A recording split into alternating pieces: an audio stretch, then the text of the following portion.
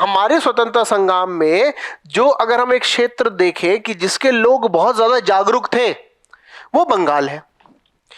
अब बेटा जागरूक लोगों की उम्मीदें ज्यादा होती हैं उन जगहों से जहां पर लोगों को जो मिल जाए उसमें वो खुश है।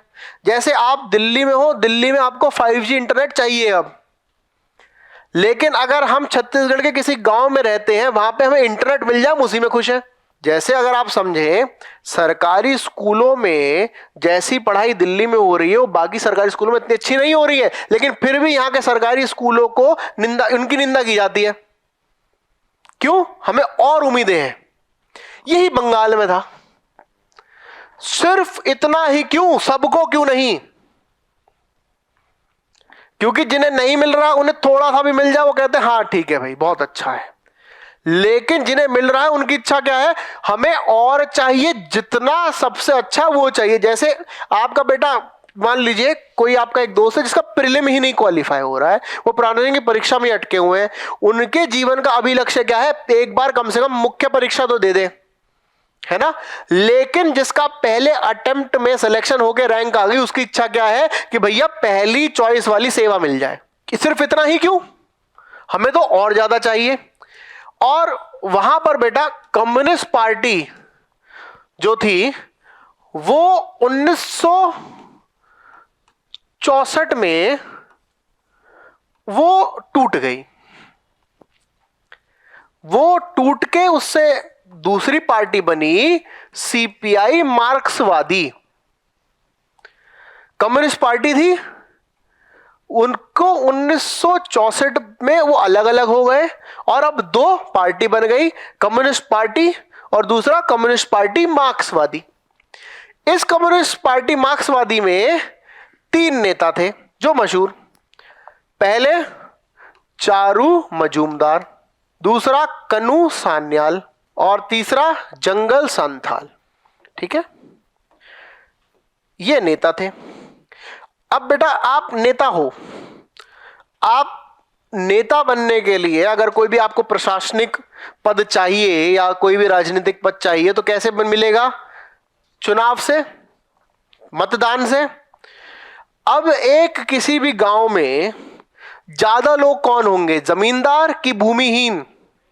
ज्यादा होंगे, भूमिहीन मजदूर ज्यादा होंगे, जमींदार कम होंगे। लेकिन हमारे देश में हर किसी को एक मत है। अब अगर मुझे नेता बनना है तो मैं 10 लोगों को खुश रखूं कि 10,000 को?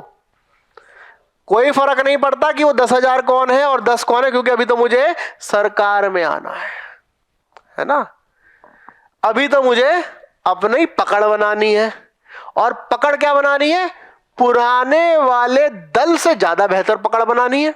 नक्सलवाड़ी में 1967 में जमींदार और भूमिहीन मजदूरों के बीच में हिंसा हो गई, आपस में लड़ पड़े। अब ये जो लड़ाई थी 1967 में ही क्यों उजागर हुई? इससे पहले भी तो लड़ाई तो गांव में लड़ाई होना कोई बहुत बड़ी बात नहीं है, क्योंकि कोई दबाएगा कोई दबेगा। इसीलिए तो इसी तो असमानता कहते हैं, और क्या है। और गांव में असमानता ज्यादा होती है, शहरों में थोड़ी सी कम होती है। क्यों? क्योंकि गांव में जमीन, जो भूमि आपकी है, वो आधार है कि आपके पास कितनी ज्यादा सुविधाएं और संसाधन है। 1967 में ऐसा क्या हुआ होगा? गोलकनाथ में क्या हुआ था? मौलिक अधिकार जो है वो पवित्र हैं, है ना, कि मौलिक अधिकार जो है वो पवित्र है, उनकी पवित्रता और अखंडता को कोई नहीं छू सकता। उन्हें पवित्र बता दिया। ठीक है, उनका वर्ड बोला था सुप्रीम कोर्ट, क्योंकि इंग्लिश सुप्रीम कोर्ट में चलती है, उन्होंने शब्द यूज किया था सैक्रोसैंक्ट, मतलब सबसे ज्यादा पवित्र। और वो कौन से मौलिक अधिकार की बात कर रहे थे? जमीन का अधिकार, यानी कि संपत्ति नहीं ले सकती अब सरकार।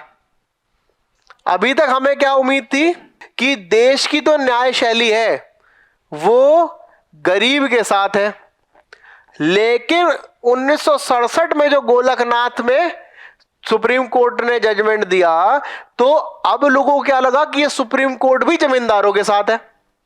इसीलिए बेटा 1978 में जो संपत्ति भूमि का अधिकार तो हटा दिया गया था, ठीक है, 44वां जो संशोधन है उससे हटाया था, क्योंकि इसकी वजह से बहुत इशू हुए थे। लेकिन 67 में तो सुप्रीम कोर्ट ने साफ कह दिया ना, मौलिक अधिकार है, इसे नहीं छेड़ सकते। यानी कि जो अभी तक भूमिहीन या जो अभी तक सीधे रास्ते चलने वाले व्यक्ति थे, जिन्हें न्याय शैली पे बहुत भरोसा था, अब उन्हें भी थोड़ा आहत हुआ कि हमारा तो अब कोई साथ देने वाला नहीं है, और उसी बीच इनके बीच में लड़ाई हो गई, ठीक है। और इन्हें चाहिए उनका साथ जिनका नंबर ज्यादा है, तो ये वहां पहुंच गए वन राक्षस बन के कि तुमने सह लिया, हम ना सहते, हम तो जो है इनको बम मार देते हैं। अच्छा, और बेटा समझो, दो लोग लड़ रहे हैं ना, वो 10 मिनट तक यही कहते रहेगा, तू हाथ लगा देगा, तू हाथ लगा देगा, तू हाथ लगा कहेगा, हाथ लगेगा। और जब तीसरा जिस दिन आ जाए, कह रहे लो हमें देखो कि तुम्हारे धक्का दे दिया, वहीं लड़ाई छुड़वा दे शुरू करवा देते हैं, है ना। हो गई 1967 में नक्सलवाद की शुरुआत। समझ में आ गया? शुरुआत समझ में आ गई क्यों हुआ? किताबों में बस क्या लिखा है, भूमि संशोधन कानून, लेकिन इतनी कहानी है उसके पीछे।